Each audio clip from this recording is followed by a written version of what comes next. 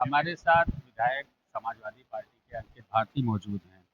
आज आप लोगों ने प्रदर्शन किया सत्र शुरू होने से पहले, हालांकि कंडोलेंस के बाद सत्र स्थगित कर दिया गया कल तक के लिए। सत्ता कह रही है, सरकार के मंत्री कह रहे हैं कि आप लोग ड्रामा कर रहे हैं। जो आपने सदन में किया, संसद में किया, वही आप यहाँ भी करना चाह रहे हैं। अगर इतने नौजवानों का आंदोलन करना, अपने हक की लड़ाई लड़ना इनको मजाक, एक ड्रामा लग रहा है, तो इससे हम ये देख सकते हैं कि सरकार कितना संवेदनशील है। ये सरकार अपने मनमानी तरीके से सरकार को चलाने का काम कर रही है। ये शिक्षा विरोधी सरकार, रोजगार विरोधी सरकार, नौजवान विरोधी सरकार है, किसान विरोधी सरकार है। हमने देखा कि कैसे जंतर मंतर पे जो बच्चे आंदोलित थे, जनजीय मेरे नौजवान साथी भाई बहन जो आंदोलित थे, उस पर कैसे पैलेट गन से, आंसू गैस से और कील लगी लाठियों से उन पर हमला ऐसा किया जैसे कोई आतंकवादी आ गए हों। ये हमारे डेमोक्रेटिक राइट्स को छीनने का काम कर रही है। हमने देखा है कि कैसे 2026 तक से उत्तर प्रदेश में 26,000 प्राइमरी स्कूल इनके देख रेख में इन पर ताला लग चुका है, जिससे कि 28 लाख से ज़्यादा बच्चे प्रभावित हुए हैं और 25 लाख से ज़्यादा पीडीए के, जिसमें पिछड़े दलित और अल्पसंख्यक समाज के, गरीब समाज के बच्चे पढ़ते हैं, वो प्रभावित हुए हैं। ये सरकार कहती है बेटी बचाओ बेटी पढ़ाओ। मैं बताना चाहूँगा कि 16 लाख से ज़्यादा बेटियां इसमें प्रभावित हुई हैं। तो क्या ऐसे देश आगे बढ़ेगा? ऐसे हमारे बच्चे आगे बढ़ेंगे? सीधा सीधा हिसाब है, ये हमारे मूलभूत अधिकारों को छीनने का काम कर रहे हैं। ना बच्चे पढ़ेंगे, ना आगे बढ़ेंगे, ना पढ़ लिख कर इनसे सवाल करने का काम करेंगे। सरकार कह रही है कि आप लोग गुमराह कर रहे हैं, ये स्कूल बंद नहीं किए, उन स्कूलों को मर्ज किया गया है। जिन स्कूलों में बच्चे कम थे उनको मर्ज कर दिया गया। जो स्कूल बिल्डिंग खाली हो रही है उनमें और कक्षाएं चलेंगी।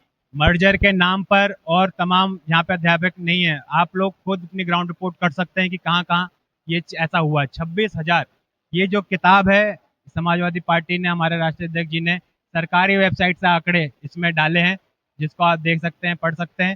वेबसाइट बंद कर दी। जी, वही मैं बताने जा रहा था कि सरकार के सामने जैसे उनको पता चला कि समाजवादी पार्टी आंकड़ों को सामने कर रही है, उन्होंने वेबसाइट को डाउन करने का काम किया, सर्वर डाउन। अगर आपके आंकड़े सही हैं तो आप क्यों ऐसा कर रहे हैं? क्यों लोगों को गुमराह कर रहे हैं?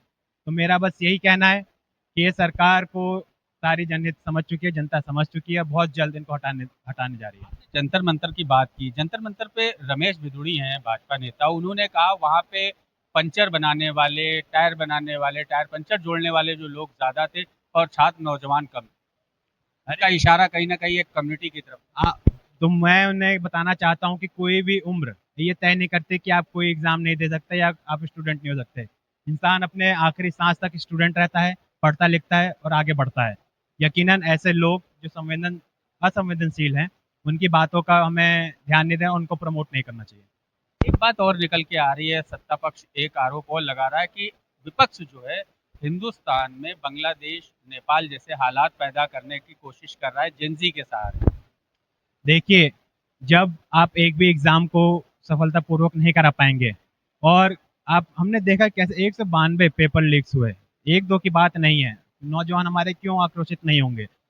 सालों साल मेहनत करते हैं, पैसा खर्च करते हैं, फॉर्म भरते हैं, पहले भर्ती आप निकालते हैं, प्रचार करते हैं, जब परीक्षा हो जाती है तो पेपर लीक हो जाता है, बच्चों की मेहनत खराब होती है, कोर्ट में केसेस चलते रहते हैं, फिर वो भर्तियां रद्द हो जाती हैं। तो क्यों हमारे यहाँ छात्र आंदोलन नहीं करेंगे? क्या 69,000 शिक्षक भर्तियों को इन्होंने उनकी रिक्त पदें उन्हें दिलाने का काम किया सरकार ने? क्यों उन्हें इग्नोर कर रही है सरकार?